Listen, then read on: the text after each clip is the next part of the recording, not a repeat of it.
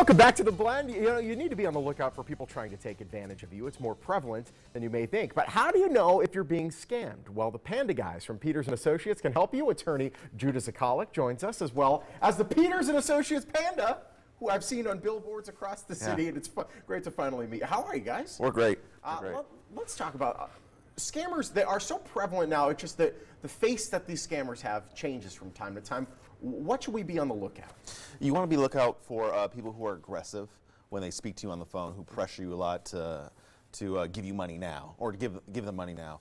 You want to look out for people who use your information to make it seem like they have some kind of access to your accounts. So for instance, if they use the last four of your social, your birth date, your address, all these things can make it seem like they have intimate knowledge of your sources of income, and then essentially force you into giving them some money. So what do these scams look like nowadays? I mean, I know it's probably a lot of cold calling, I'm imagining. Right. A lot of cold calling can come from the IRS. It can come from people who look, or supposedly looking like the IRS, hey, sorry. we have a possible refund for you. Right. Please call right away. Exactly. Yeah, exactly. From government sources, supposedly government sources, even from our law firm. So for instance, a client of ours got a call that looked like it came from our law firm, from a... No kidding. Yep, no kidding. Wow. From someone who said, hey, we're from the bankruptcy court and you need to give us some money because, or else we're going to come and garnish your wages.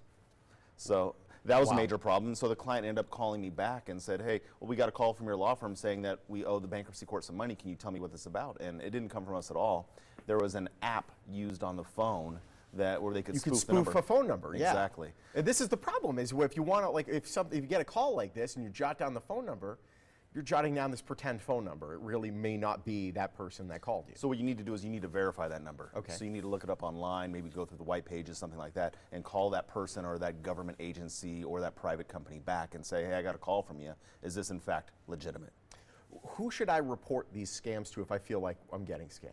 The Attorney General, the FTC, the FBI. You know, a lot of these things can be considered wire scams, right, if they happen over the phone or over the internet, and that's a federal jurisdiction there, so you'd want to call some of those agencies. So often it seems as though the senior community is targeted the most for whatever reason that may be.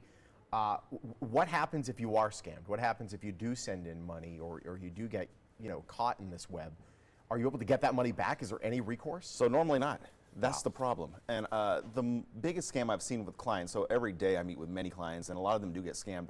One lady got scammed for about $85,000. No. Exactly, and she can't get it back. It devastated her life. It devastated her relationship with her husband. So these can be very impactful on your life. I mean, these phone calls can be scary, or these emails, however it is delivered to you. It can be pretty jarring if it's done in a manner that seems legitimate enough that you might just say, sure, you know, here you go. And often they seem legitimate, but they're overly aggressive, right? They're going to threaten you with calling the police. Hey, the marshal's on the way if you don't go to the bank and give us this money now. You want to be careful of using money transfer services, Western Union, MoneyGram, things like that, because you can't track those and you can't get that money back. And once it's sent, it's done. It's done. My goodness. So tell us about your law firm, and are you able to help in some of these cases? Or I know you're not calling trying to get money from bankruptcies and send us money right away. No, but if you get a phone call from them saying that's not them. Yeah, just call us back and we'll tell you it's not us. Fair enough. You know, the biggest issue comes when the client has been scammed and now they're in debt, and we need to help them get out of debt. And that's where we see it. So we don't actually see the fighting of the scam too much on that level, but just the results, the repercussions, and helping people recover from that. Your panda friend is quite silent, but he's very intimidating. He's a little quiet, right? The strong, silent type.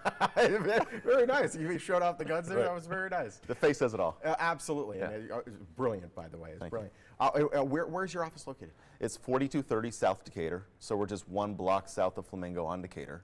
And you can reach us on the phone also, 818-3888 if you think you've been scammed, or pandalawfirm.com. All right, Judah, pleasure. Thank you so much. Always a pleasure. Peters & Associates Panda, looking handsome as always, and not endangered. He's right here in front of us. It's a beautiful day. This is not a dream.